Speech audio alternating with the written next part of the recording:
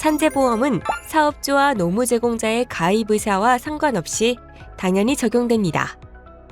한편 산재보험은 고용보험과는 다르게 65세 이상, 월 보수액 80만 원 미만인 사람, 외국인인지와 상관없이 모든 노무 제공자에게 적용됩니다. 노무 제공자가 산재보험급여를 받으려면 업무를 수행하는 중에 업무로 인하여 부상, 질병, 장애, 사망에 이른 경우에 해당해야 합니다. 여기서 업무 수행 중이라고 하면 사업자의 지시에 의하여 계약에 따른 업무를 수행하는 과정에서라는 의미입니다. 업무로 인하여란 업무와 재해 사이의 원인과 결과의 관계, 즉 인과관계가 있어야 한다는 것을 의미합니다. 이때 인과관계는 자연과학적으로 명백한 정도가 아니라 사회통념상 상당한 정도의 인과관계가 있으면 인정됩니다.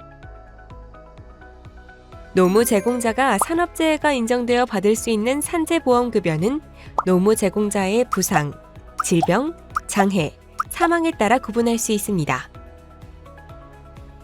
구체적으로 부상, 질병, 장애를 치료하기 위한 병원비, 약제비, 간병비인 요양급여, 간병급여, 산업재해 때문에 일을 하지 못한 기간 중 보수 손실을 보전하기 위한 휴업급여가 있고, 장애 때문에 생긴 노동력 손실을 보상하기 위한 장애급여, 장애연금, 사망자 유족의 생계를 위한 유족급여, 장의비가 있습니다. 대리운전기사, 배달라이더의 산업재해의 경우엔 주로 교통사고가 흔합니다. 교통사고가 원인이 되어 산업재해를 인정받으려면 대리운전, 배달 업무 중에 대리운전, 배달 업무 때문에 부상을 입어야 합니다. 구체적으로 사업장 사무소나 정해진 대기 장소에서 손님을 만나러 가거나 배달물을 가지러 가는 경우, 배달물을 받아 손님에게 전달할 경우, 배달물을 배달하고 다시 대기 장소로 돌아오는 업무 과정 중에서 부상을 입어야 합니다. 산업재해는 업무를 위한 통상적인 경로에서 업무를 수행하는 과정에서 발생해야 인정됩니다.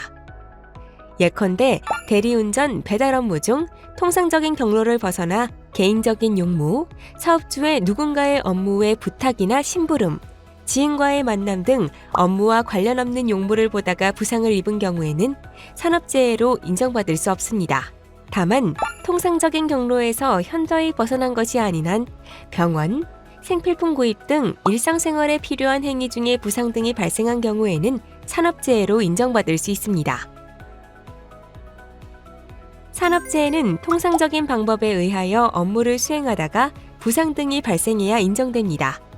따라서 통상적인 방법이 아닌 근로자의 고의 또는 자해행위나 범죄행위 또는 그것이 원인이 되어 발생한 부상 등은 산업재해로 인정받을 수 없습니다.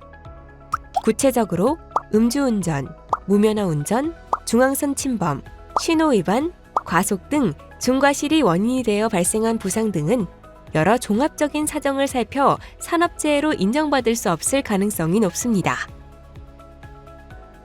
대리운전기사, 배달라이더의 경우 교통사고 외에 고객으로부터의 폭행을 당하여 부상 등을 입는 경우도 자주 일어납니다.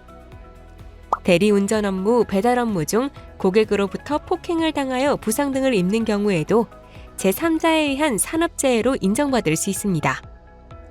다만 업무 중이라고 하더라도 업무와 관련 없이 고객이 아닌 사람과 개인적인 다툼이 일어나 폭행을 당한 경우에는 산업재해로 인정받을 수 없을 것입니다.